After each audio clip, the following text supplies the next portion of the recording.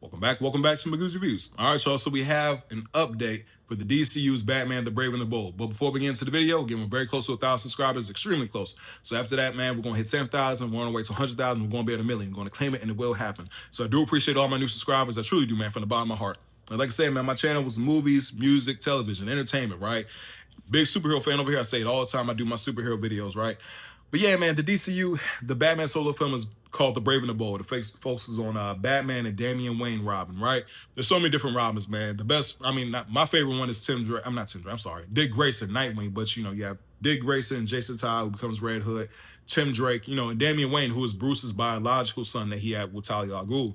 So James Gunn was like, I want to do a separate Batman movie that focuses on the two of them, right? The Brave and the Bold. Well, we finally have a writer for The Brave and the Bold. The writer is Christina Hodson, and she's the writer of the Flash movie, Birds of Prey, the Batgirl movie that got canceled, and Bumblebee. So out of those four movies, only one was good. If I'm being honest, man, only one was good, man.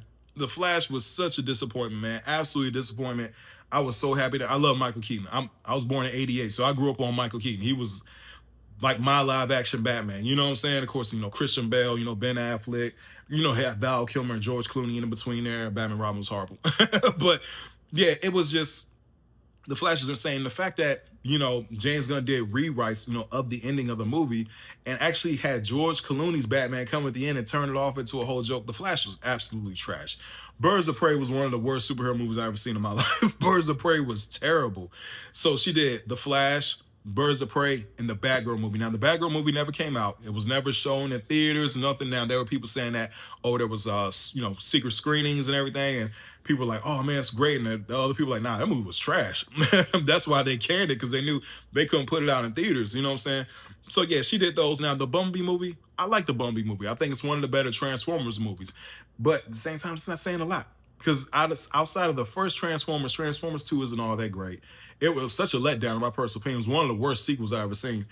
Transformers 3, I thought that was fine. I thought it was fine. 4, oh my goodness. 5. So the Transformers movie, in my personal opinion, aren't that good. Now, what's the Transformers Beast War? That one was great. I like that one too. So the first one, the Beast one, and the Bumblebee, I like those. So out of those 4 films, Bumblebee was my favorite one. But yeah, man, I just think that somebody said it, was it Nerd Rock? It was one of them, man, where they talk about, just people in Hollywood just failing up the ladder.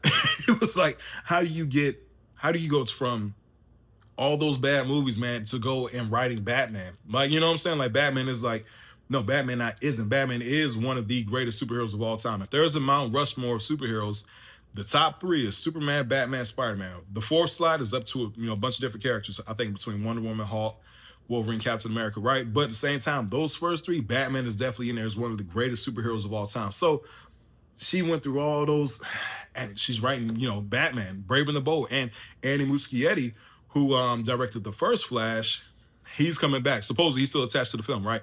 Now, at the same time, Andy Muschietti did do, the It movies, It 2017, It 2019, which I like both of them a whole lot, and he did Welcome to Derry, which I've done my reviews on Welcome to Derry. Fantastic show. So at the end of the day, I think Andy Muschietti is a good director. I just think a lot of time it does come down to the studio, what the studio wants, what the script is and all that kind of stuff. And the fact that, she has this track record of bad films. Let's be honest. Out of those 4 films I named, 3 of them, they're not good. You know what I'm saying? They're not good. And Batgirl was so bad, they didn't release it. So let's keep it a buck.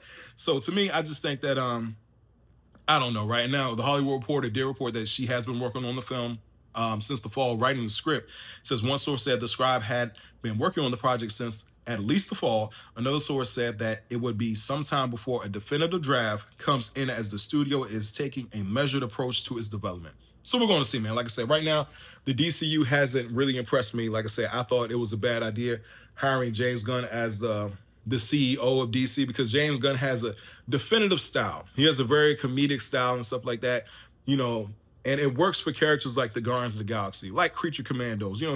He does well with those unknown characters that only maybe hardcore comic book fans like myself will know of, and bring it to the general public, like Guardians of the Galaxy.